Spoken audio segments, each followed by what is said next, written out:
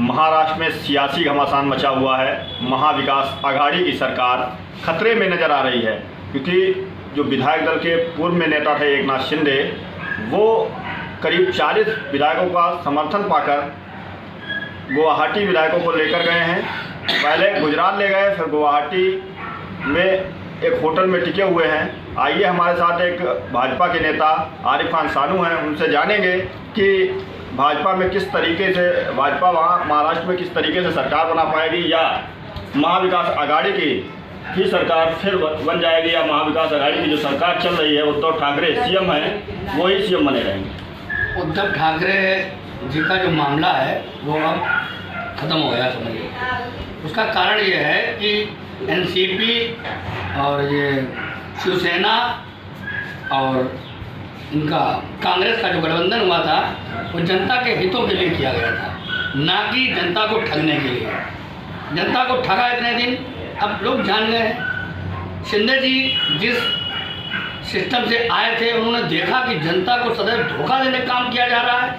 जिस बात को हम प्रस्ताव लाते हैं, हमारा प्रस्ताव ना पास कर गलत प्रस्ताव पास किया जाता है, गलत तरीके से काम किया जा रहा है, यानी बैंक बैलेंस अपना किया जा रहा है। इस वजह से शिंदे साहब ने ये काम किया है, और मैं तो उम्मीद करता हूँ कि शायद अब इनकी सरकार ना रहे। हमारे पूर्व मुख्यमंत्री भारतीय जनता पार्टी के वरिष्ठ नेता देवेंद्र जी जो पूर्व मुख्यमंत्री थे, इनकी सरकार बनने को आशंका है। आप जैसी की बात कर रहे हैं कि सरकार जो जनता के हितों में कार्य नहीं कर रही है, लेकिन ऐसा ही जो एकनाथ शिंदे जो बगावत के सुर अपनाए हुए हैं, एकनाथ शिंदे भी एक ऑटो ड्राइवर थे, वहाँ से बाला साहब ठाकरे ने अपनी पार्टी में लिया और अब उद्धव ठाकरे की सरकार में इन्हें मंत्री भी बनाया गया।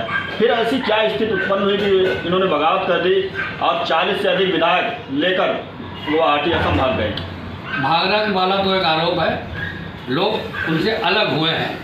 रही बात बाबा साहब ठाकरे जी की, कोई भी व्यक्ति हो संग साथ किया जाता है। व्यक्ति की अच्छाइयाँ बुराइयाँ उसके साथ रहकर ही देखी जाती हैं।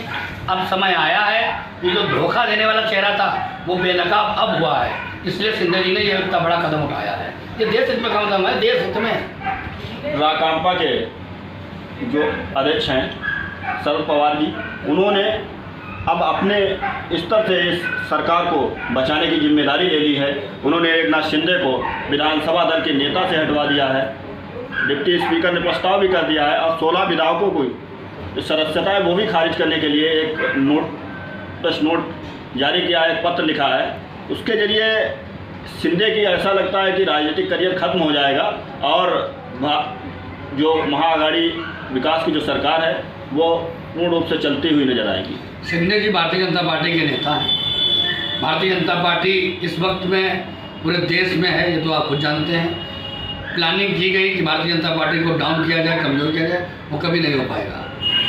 एनसीपी के जो नेता हैं शरद पवार जी, इनकी प्लानिंग धरी धरी रह जाएगी, धराशायी हो जाएगी। शिंदे जी अपने मंसूबों में जो प्लानिंग की है जनता के हितों के लिए, उसमें जरूर कामयाब होंगे। तो क्या इतने दिन से जो उनके अंदर जो विस्फोट पल रहा था, तो एक साथ में ही अपनी पार्टी से ही बगावत करने के लिए क्यों उतर आया? ऐसा क्या रहा? एक चिंगारी बहुत बड़े बारूद को धीरे धीरे खत्म करती। शिंदे नामक एक चिंगारी थी जिसने एक बड़े भ्रष्टाचार को समाप्त करने का काम किया। शिवसेना के प्रवक्ता सांसद राज्यसभा सांसद हैं संजय राउत, उन्होंने कहा कि शिंदे राष्ट्रीय पार्टी के संपर्क में हैं, उनके ही संपर्क से ये सब जो ईडी और सीबीआई के डर में ये सब कर रहे हैं। ऐसा क्या? किसी व्यक्ति की अगर जांच हो जाए, उसने कोई बुराई कर रखी है और ऐसा दुर्भाग्यपूर्ण ऐसा समय हो कि सरकार का मामला भी चल रहा हो, तो उस पर सरकार पर आरोप लगाना उचित नहीं है। गलत किया है तो ईडी जांच का सीबीआई भी होगी, उसमें कोई समस्या। कई दिनों से लोग अटकलें लगा रहे थे कि अब महाराष्ट्र में बीजेपी की सरकार बनेगी और एकनाथ शिंदे भी अच्छे खासे नेता के रूप में उभर कर आएंगे, लेकिन जब शरद पवार ने अपने अंडर में कमान ली है और सरकार को बचाने में जुटे हुए हैं, जो महाविकास आघाड़ी की सरकार है, तो ऐसा लग रहा है कि अब भाजपा के सरकार बनाने के जो उम्मीदें हैं उन पर कहीं ना कहीं बादल मंडरा रहे हैं, और महाविकास आघाड़ी की सरकार फिर हमें लगता है कि महाराष्ट्र के अंदर कार्रवाई अपनी चलाएगी, कैसा क्या? ये तो कहना अभी उचित नहीं होगा, क्योंकि छोटा मुँह बड़ी बात हो जाएगी। समय आने दीजिए, धीरे धीरे दूध का दूध और पानी का पानी आपके सामने होने जा रहा है। पूर्व मुख्यमंत्री आदरणीय श्री देवेंद्र फडणवीस जी की सरकार पुनः बनेगी, मुझे पूरी उम्मीद है। और जितने ये भ्रष्टाचारी धोखेबाज जनता को ठगने वाले लोग हैं, ये यूँ ही दूर से तालियां बजाते रहेंगे, इसके अलावा कोई दूसरा काम नहीं। तो ये हमारे साथ थे आरिफ खान सानू, जो कि हरदोई भाजपा में जिला मंत्री के पद पर हैं और भाजपा के बड़े नेता गिने जाते हैं और कई बार चैनलों पर अपने भाजपा की बात प्रवक्ता के रूप में रख चुके हैं। और इन्होंने महाराष्ट्र के प्रकरण में भी बेबाकी से अपनी बात रखी। देखिए क्या होता है, अब आने वाला समय ही बताएगा कि महाराष्ट्र में कौन अपनी सरकार बनाता है या पूर्व की तरह उद्धव ठाकरे ही मुख्यमंत्री रहेंगे और महाविकास आघाड़ी की सरकार चलती रहेगी।